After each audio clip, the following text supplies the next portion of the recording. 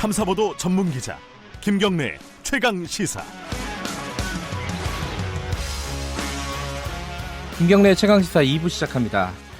2부에서는요 먹고 사는 문제, 경제 얘기 좀 해보겠습니다. 최근에 경제 지표가 굉장히 안 좋지 않습니까? 경상수지 적자로 돌아섰고 성장률 또 마이너스다, 이런 보도도 보셨을 거고요. 청와대에서 어제 방금 뉴스에서 들으셨죠? 경제 관련된 브리핑을 하면서 이런 경기 하강 기간이 통상보다 좀 길다, 장기화될 수도 있다, 이런 얘기를 했습니다. 이렇게 좀 부정적인, 비관적인 전망을 내놓은 것은 처음인 것 같아요.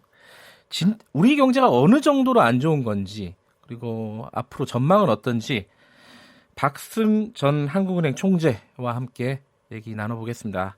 안녕하세요. 네, 안녕하십니까. 일단은 두 가지 방향에서 여쭤봐야 될 것 같은데요. 네. 첫 번째는 우리 경제가 상황이 어느 정도인가. 방금 제가 말씀드렸듯이 지표들은 굉장히 안 좋지 않습니까? 네. 근데 실제 상황은 어떻게 평가하고 계신지 총재님은 그걸 먼저 좀 들어봐야 될 것 같아요. 지금 국민들이 느끼는 체감 경기는 네. 상당히 안 좋다고 봅니다. 네. 우선 일자리가 부족하고, 네. 지금 양극화 문제도 지금 오히려 나빠지고 있는 그런 그 숫자들이 나오고 있잖아요. 네. 그러나 다만 우리 경제의 그 기본 틀, 네. 펀더멘탈이라고 하는 기본 틀은 네. 정상으로 가고 있다, 이렇게 보고 있습니다. 그게요. 이제 총재님은 이제 경제 전문가시니까 그게 이제 논리적으로 이해가 되시겠지만은 이 경제를 잘 모르는 저 같은 사람은 펀더멘탈 기본 틀은 정상으로 가고 있는데 지표들은 왜 이렇게 나쁜 건가? 이 부분이 잘 논리적으로 납득이 잘 안 돼요. 어떻게 받아들여야 되는 겁니까? 그러니까 지금 우리 경제가 네. 지금 우리가 선진국 단계에 진입해 있지 않습니까? 네. 이 단계에서 우리나라 경제 성장 엔진을 네. 과거의 수출 주도 엔진에서 내수 주도 엔진으로 교체하는 과정입니다, 지금. 네. 가령 환경이 이렇게 바뀜에 따른 구조적인 여러 가지 마찰 현상이 지금 집중적으로 나타나고 있고, 네. 이에 따라서 수출이 잘 되던 때 우리나라 제조업이 경제 성장을 견인했거든요. 네. 제조업이 경제 성장을 견인하면서 국내 고용을 맡아서 해냈습니다. 네. 그런데 지금 제조업에서 성장이 멈추고, 네. 제조업에서 매년 10만 명의 실업자가 나타나고 있어요. 네. 고용이 감소하고 있습니다. 네. 여기다가 지금 조선 불황이 지금 몇 해 전부터 넘어와 가지고 지금 겹쳐 있어서 이게 말하자면 고용 문제가 심각하게 되죠. 그러니까 국민의 입장에서는 고용 사정이 나쁜 데다가 네. 작년에 그 정부의 최저임금 문제가 불거져 가지고 네. 이것이 이런 문제를 더 심각하게 만든 거죠. 네. 그러나 우리나라의 기본적인 그 경제의 진행은 현재 2%대 성장을 하고 있잖아요. 네네. 이것은 지금 정상으로 가고 있는 것이다, 이렇게 보는 거죠.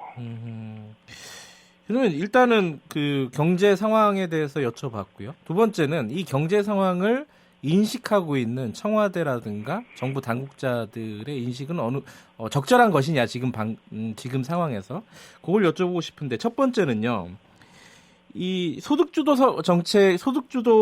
성장 정책이 지금 정부의 기조 아니겠습니까? 네. 이 부분을 좀 바꿔야 되는 거 아니냐? 경제가 이렇게 지표도 안 좋고 여러 가지가 안 좋은데, 네. 이런 목소리에 대해서는 총재님은 어떻게 평가하십니까? 기본 방향을 바꿀 필요는 없다고 봅니다. 지금 소득 주도 정책이라든가, 네. 포용적 성장이라든가, 같은 말인데, 예. 이것은 한마디로 말해서 가계 소득을 늘려야 한다는 정책입니다. 네네. 이것이 과거에는요, 이제 수출로 기업이 돈을 벌어서 그 돈을 국내에 투자를 하면, 네. 그 투자가 고용을 증대하고 그 소득이 가계로 흘러가는 선순환이 이루어졌습니다. 네. 그러나 지금 수출이 막히니까 지금 수출이 그동안에 두 자릿수로 늘어서 경제 성장을 고도 성장을 이끌었지만 지금 지난 8년간 올해를 포함해서 8년간 평균 수출 증가율이 마이너스 0.3%입니다. 네. 올해도 지금 수출은 뭐 10% 가까운 감소세로 나가고 있잖아요. 네. 이렇게 수출이 막히니까 기업이 국내 투자를 안 합니다. 기업의 투자는 수출을 보고 한 것인데 네. 수출이 막히니까 국내 투자를 안 하고 해외에 투자를 하거나 사내 유보로 쌓거나 이러거든요. 네. 이러니까 가계소득으로 선순환이 안 됩니다. 여기서 이른바 가계 빈곤화가 생겨서 이 가계소득을 늘려줘야 한다. 이것이 이른바 소득 주도 성장입니다. 한마디로 말해서 가계소득을 늘려야 한다. 네. 그러면 왜 가계소득을 늘리자는 목적은 어디에 있느냐? 이건 두 가지입니다. 하나는 내수, 수출이 안 되니까 내수를 확대해서 경제 성장을 뒷받침하자는 것이 하나 있고, 또 하나는 국민 생활을 향상해서 양극화 문제를 해결하자는 게 다른 또 하나의 목적입니다. 네네. 그러면 가계소득을 정부가 이걸 어떻게 그러면 늘려준다는 것이냐? 네. 이것이 이른바 각종 복지 증대, 예를 들면 노령 기초연금 인상이라든가 의료보험 확대라든가 무상교육 확대라든가 이런 복지 증대, 네. 그리고 임금 인상, 뭐 최저임금도 여기에 포함됩니다만, 네. 그 다음에 종부세나 법인세 인상과 같은 소득 재분배 정책 이런 걸 통해서 하겠다는 것이 이제 그 기본 이제 입장이거든요. 예. 근데 이것이 이제 잘못되어 있지 않느냐? 이건 부분적으로는 맞습니다. 네네. 왜냐하면은 정부가 이걸 한다고 해서 소득주도 정책을 한다고 해서 최저임금을 올렸잖아요. 네. 노동시간도 단축하는 정책을 했잖아요. 예. 이것이 잘못됐습니다. 이것이 지나치게 최저임금을 올리다 보니까 여기 부작용이 나왔던 것이고, 네. 또 노동시간 단축도 이게 탄력 근로제도 같이 했어야 하고, 네. 또 희망하는 사람은 초과노동을 할 수 있도록 해야 되는데 이거를 못했어요. 그래서 여기서 문제가 생긴 건 맞습니다. 네. 그러나 이것은 소득주도 정책의 방향이 잘못된 것이 아니라, 네. 다시 말하면 약의 선택이 잘못이 아니라 네. 복용 방법을 잘못해서 과용하도록 해서 쓴 것이기 때문에 이러한 구체적인 정책 수단을 앞으로 바꿔가야 할 것이다. 이렇게 생각을 합니다. 그러니까 구체적인 정책 수단이라고 하면 이제 딱 눈에 보이는 건 아까 말씀하신 뭐 예를 들어 최저임금의 속도 조절이라든가, 그렇죠. 탄력 근로제 확대라든가 뭐 그렇죠. 이런 부분을 말씀하시는 거죠. 그렇죠. 예. 근데 지금 당장은 그런 것들이 이 뭐랄까요, 사회적인 합의가 필요한 부분이지 않습니까? 네. 특히 뭐 탄력 근로제는 국회에서 논의도 안 되고 있는 거고, 네. 지금. 그리고 최저임금 같은 경우는 이번에도 역시 마찬가지로 사회적인 갈등이 아마 예년과 똑같은 형태의 사회적 갈등이 일어날 가능성이 높습니다. 그러면은 사실 정부가 주도해서 이런 부분들을 수정할 방법도 좀 마땅치 않다. 여러 가지로 좀 진퇴양난이 아닌가라고 볼 수도 있는 거 아닐까요? 맞습니다. 이게 경제란 경제만으로는 잘하기 어렵습니다. 네. 정치도 함께 도와야 하고 예. 사회도 함께 도와야 합니다. 그러니까 아무리 이러한 정책을 한다 하더라도 네. 정치 쪽에서 협조가 없으면 그건 안 되는 것이죠. 예. 지금 이제 성장률 같은 문제로 생각을 해보면요. 네. 추가 경정 예산, 추경 같은 경우에 지금 정부가 내놓은 정도, 이 정도가 적절하다고 보십니까? 어떻습니까? 좀 적다라는 쪽도 있어요.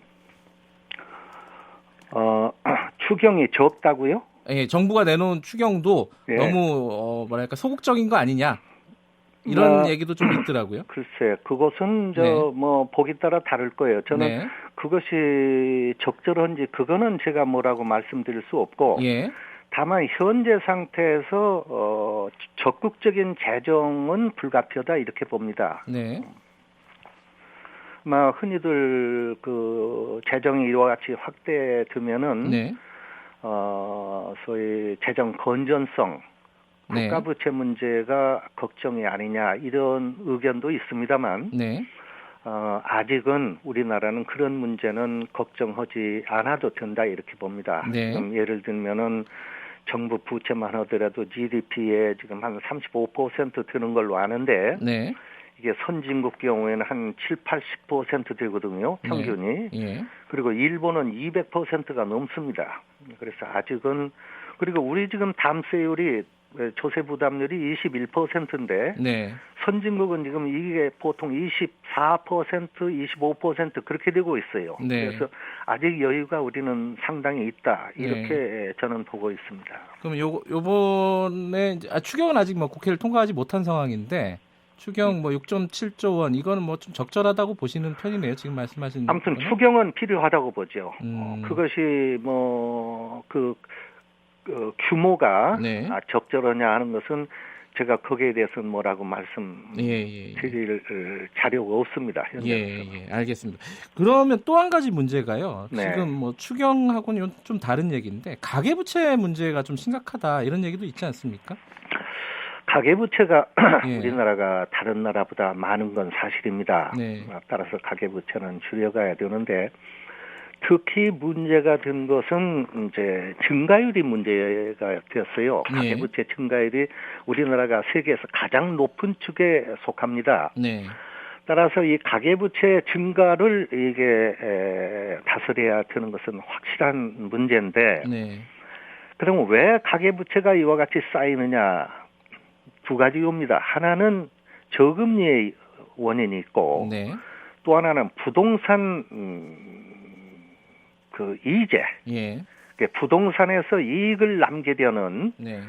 그러니까 부동산 이자의 하나가 있습니다. 다시 말하면 부동산 가격의 상승에 문제가 있습니다. 네. 따라서 앞으로 이것을 다스려 가자면 첫째 부동산 가격을 안정시켜야 할 거예요. 다시 말하면 부동산을 통해서 이익을 남긴다는 이 생각을 하지 못하도록 네. 장기적으로 부동산 가격을 안정시키는 정책을 정부가 피면은 가계부채 문제는 저절로 해결이 될 것이다. 저는 그렇게 보고 있습니다. 근데 이게 참 부동산을 잡으려다 보니까요. 네. 건설 경기가 또 나빠지잖아요. 그렇죠. 그럼 또 일자리 문제가 또 생기고. 네. 이게 참 딜레마인데 이게 이제 단기적으로는 그럼 이런 상황은 우리가 좀 뭐랄까요? 감내해야 되는 어쩔 수 없는 과도기라고 보시는 건가요? 그거요. 예. 지금 수십 년 동안 되풀이 해온 겁니다. 그렇죠. 예. 부동산 값이 오르면 그걸 잡느라고 야단법석을 하고 네. 부동산 값이 안정이 되면 또 국민들이 아우성을 칩니다. 집값 떨어져서 뭐 집 이사도 못하고 어찌고 네. 또 경기가 나빠지고 건설 노동자들 일감 없이고 그 아우성이면 또 정부가 부동산 부양을 합니다. 네. 이것을 수십 년 동안 되풀이한 결과가 뭐냐 하면요. 네. 지난 50년 동안에 물가가 30% 올랐는데 네. 집값, 땅값은 3,000배가 올랐습니다. 그러니까 집값이 오르면은 집 가진 사람들은 좋아하지만 네. 이것은 집 없는 사람들의 눈물 그리고 앞으로 태어날 우리 후손들의 눈물을 대가로 얻은 소득입니다. 네. 그리고 그래서 이 집값 상승은 경제가 성장해서 소득이 높아지는데도 불구하고 먹고 살기는 어려워지는 이른바 빈곤화 성장. 네. 빈곤화 성장의 근본 원인이 그 부동산입니다. 그래서 부동산 문제를 절대로 경기 부양 수단으로 써서는 안 된다. 부동산 값이 원칙적으로는 더 떨어져야 합니다. 떨어져야지만 이건 여러 가지 사회적인 어려움을 이야기하니까 부동산 값을 떨어뜨리지는 말고 올리지도 말고 그래 앞으로 몇십 년이라도 현재 수준의 부동산을 안정시키는 그런 장기 안정 정책을 역대 정부가 밀고 가야 된다. 그래야 우리 후손들이 살기 좋은 나라를 만들 수 있다. 이렇게 생각합니다. 알겠습니다. 좀 감내해야 된다 이런 쪽이시네요. 그렇습니다. 예. 마지막으로요. 지금 네. 청와대 같은 경우에는 하반기 그리고 뭐 좀 길게 보면 내년 정도에는 경제가 좀 괜찮아질 거다, 반등할 수 있다. 뭐 이런 취지로 지금 예상을 하고 있는데 총재님께서는 어떻게 보십니까? 이게 가능하다고 보세요? 글쎄, 그게 지금 예를 예. 들어서 지금 최저임금과 주 52시간 충격, 예. 이게 현재 경제난의 큰 부분은 거기서 나오고 있다고 난 보고 있어요. 네. 그 충격에서는 상당 부분 벗어날 걸로 봅니다. 예. 그건 벗어날 것으로 보고 따라서 큰 이변이 없으면 일자리 문제라든지 양극화 문제가 다소 예. 정리되는, 좀 향상되기 시작하는 그런 국면이 나올 수 있지 않느냐 하는 기대를 가지고 있는데요. 네. 그러나 지금 국제 환경, 국내도 문제지만 국제 환경이 너무나 안 좋습니다. 예. 지금 뭐 아시다시피 지금 미중 무역 그 문제라든가 예. 또 세계 경제가 지금 재작년 2017년을 정점으로서 지금 하강 국면을 침체 국면으로 치닫고 있어요. 예. 그래서 지금 경기가 올해도 안 좋지 않습니까? 그러니까 네. 지금 올해 경제 성장률이 미국만 지금 한국과 같은 2%대이고요. 일본이나 독일은 0.7%. 네. 선진국 평균 수준 1.1% 이렇습니다. 네. 그래서 한국은 상대적으로 양호한 거예요. 이제 이런 상황에서 세계 경기가 계속 지금 하강하니까 이런 것이 겹쳐가지고 장래는 내년 상황이 어떨지는 참 두고 봐야겠네요. 특히 네.